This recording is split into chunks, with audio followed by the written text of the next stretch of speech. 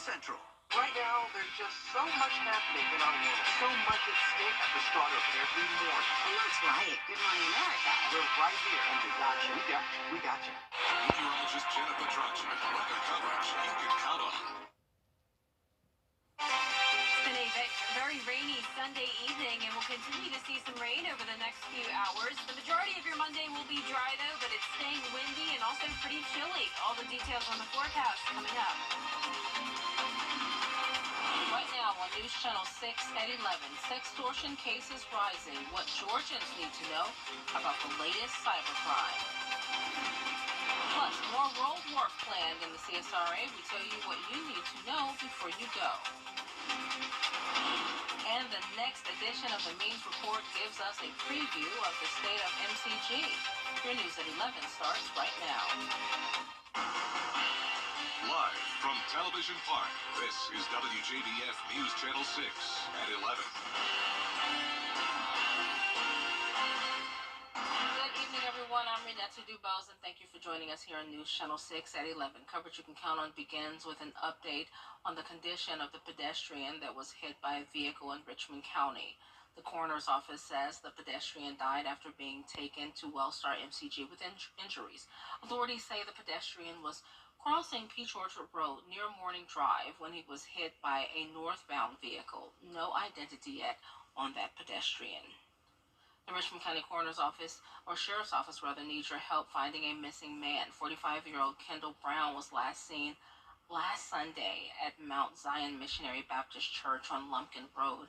Authorities say Brown possibly left his home on Patriot Drive in Hepzibah between January 30th and February 2nd and is possibly endangered. Contact the Sheriff's Office if you know anything. The FBI warning Georgians about a rise in cyber crimes, with criminals using artificial intelligence to manipulate photos from social media. Here's Archith Seshadri. FBI agents say cybercriminals are using teenagers' social media to manipulate pictures with sexually themed images and then threatening to post them on pornographic websites or other online forums. The governor has really supported the GBI's cybercrime unit out of Augusta. We want to make sure that we have prosecutors that can help Georgians that are being victimized. Atlanta's FBI says they've seen a 20% increase in such cybercrimes within the last year. Just in 2023 alone, the FBI received nearly 200 complaints, which they say is a 7-time increase compared to 2021. We're seeing the most at risk be the teenage boys 14 to 17 years of age, because they're more likely to not think that they've become a victim, so they think they're talking to women and they send them photos. Agents say look out for suspicious texts at odd times and be aware of who you friend online and to lock your social media profiles. The FBI and Homeland Security say they've received more than 13,000 reports nationwide, which have led to 20 suicides. So over time, we've gathered stats on where these victims are, being targeted on, and we can trace IP addresses and work in different ways in conjunction with our international partners to try to figure out where these people are located. FBI agents say the criminals are usually in foreign countries in Africa or Southeast Asia and will demand money from you after showing modified, compromising images. Reporting in Atlanta, Archit Seshadri, Atlanta Bureau Chief. Archit, thanks. The National Weather Service confirmed a large tornado in Valdosta, Georgia. Numerous photos and videos, such as the one on your screen, show a funnel forming. The tornado was reported 4 miles north of Dasher in Lowndes County at 3:10 this afternoon. The area has yet to be surveyed, so there's no rating, but videos such as this one show there is damage. No injuries have been reported as of now.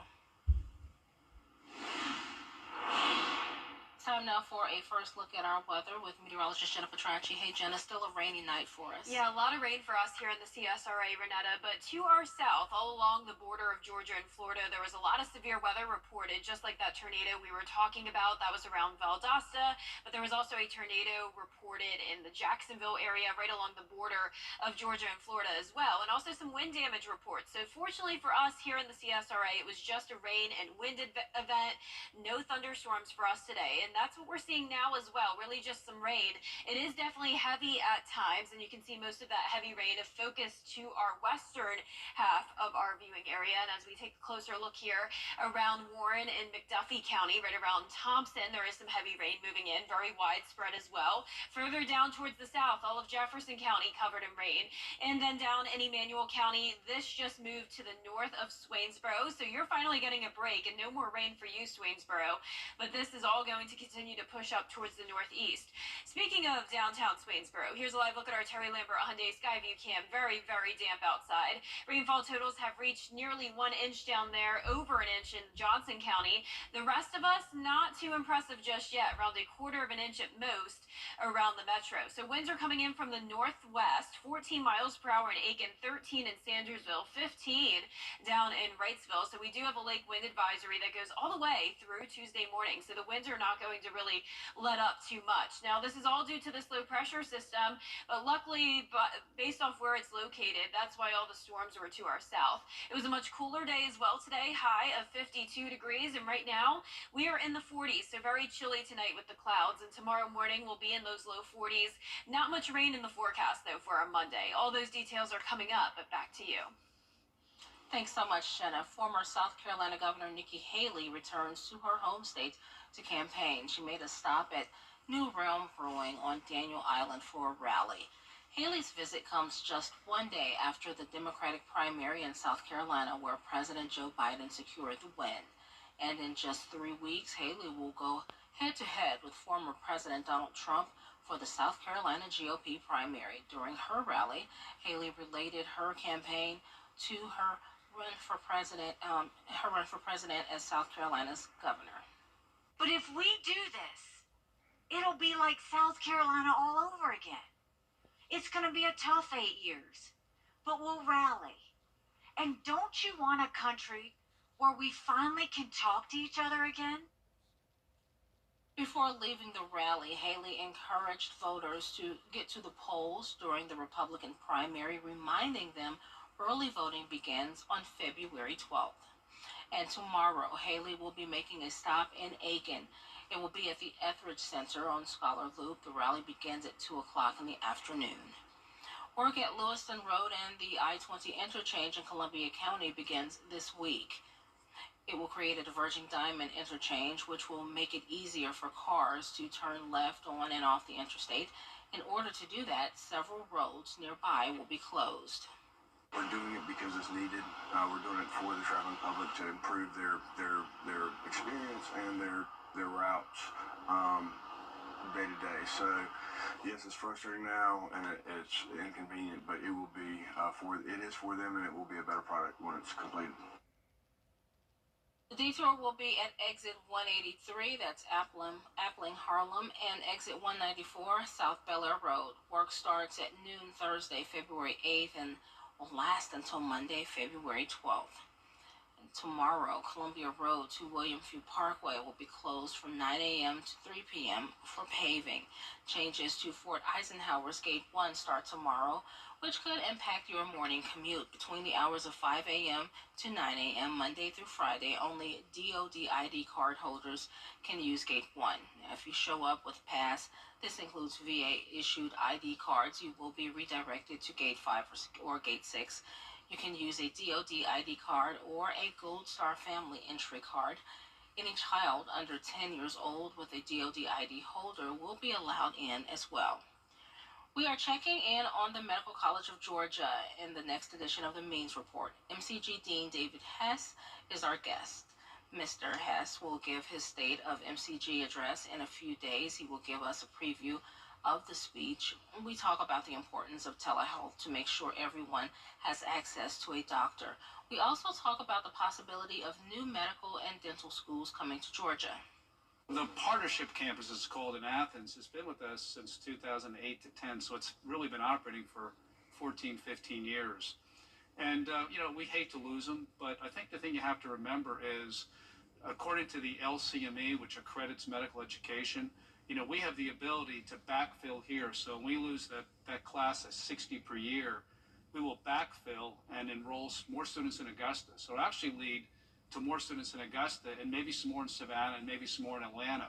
But the Augusta campus, because of this, will grow. And we still keep our regional campus network throughout the state. Be sure to join us for our conversation with MCG Dean David Hess. The Mains Report airs tomorrow afternoon at 12:30 on News Channel 6.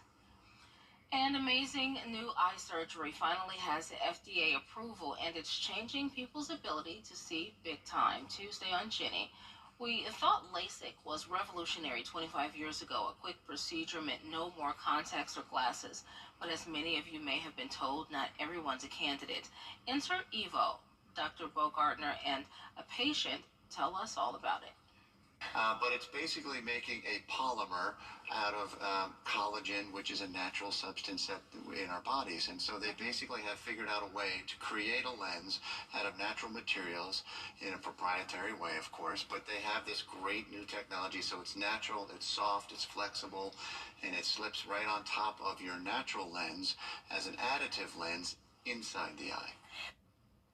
We'll also have a cast member from this year's Aiken Heartboard benefit find out how to make reservations for the hilarious show, A Heart Revival, and the best thing to happen to sore feet after a night out and fancy high heels. Tuesday at 12:30 on Jennie.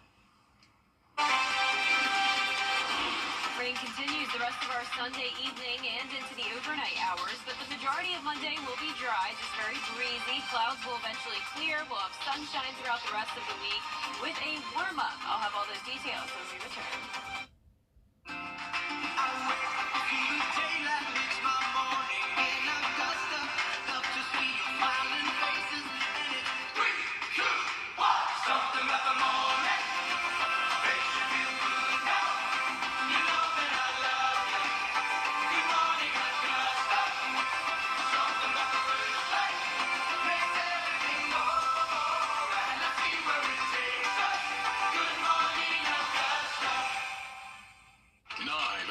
SuperSaverMobile.com. All your coupons online, all the time.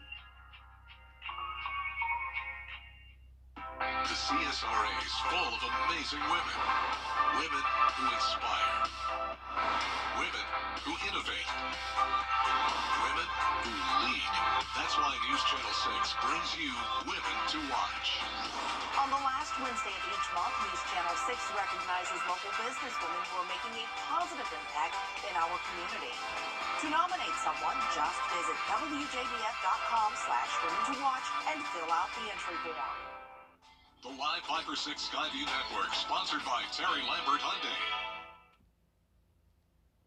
Now, your most accurate forecast with WJBF Live 5 or 6. Good Sunday evening. I hope you enjoyed the weekend. It was breezy today. We started out dry with the very cloudy conditions and the winds, but by the evening hours, all this rain has moved through, and it's really been sticking around. Our western county is getting hit with a lot of heavy rainfall.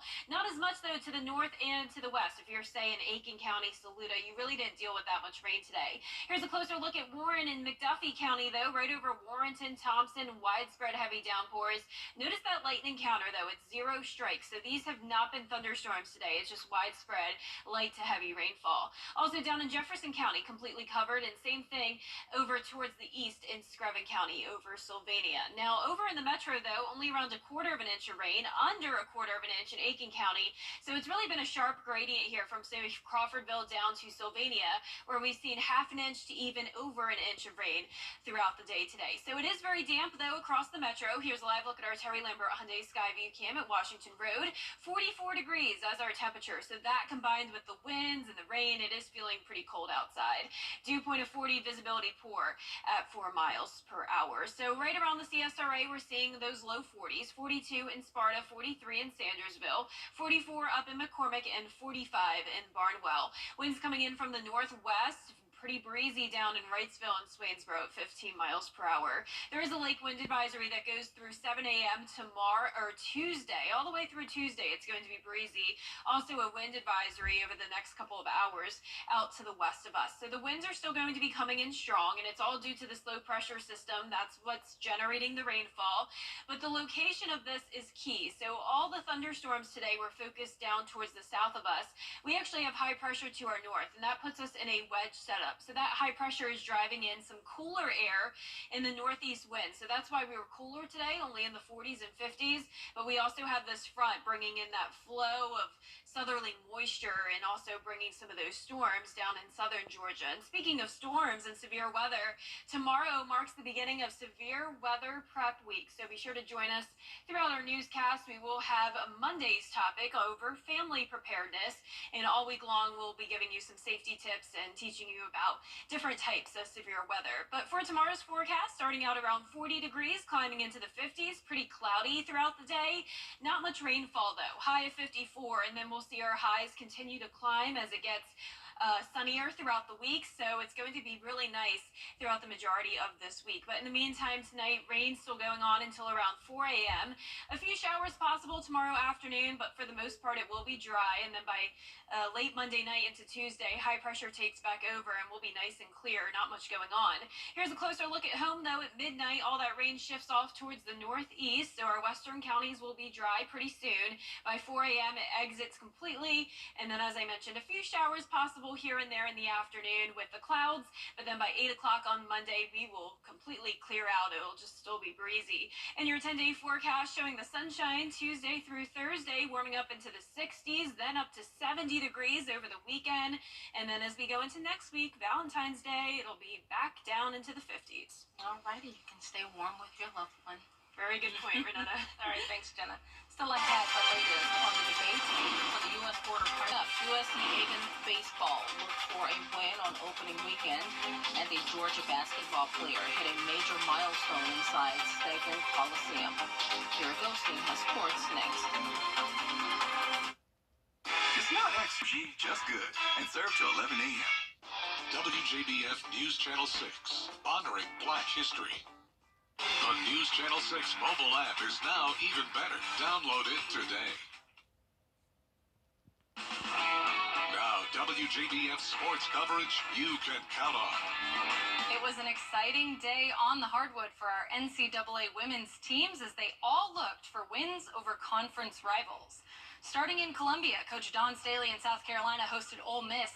The Gamecocks have 39 straight conference regular season wins, looking to make it 40. Under a minute left in the second quarter, Tessa Johnson hits a three from the corner. South Carolina up 8.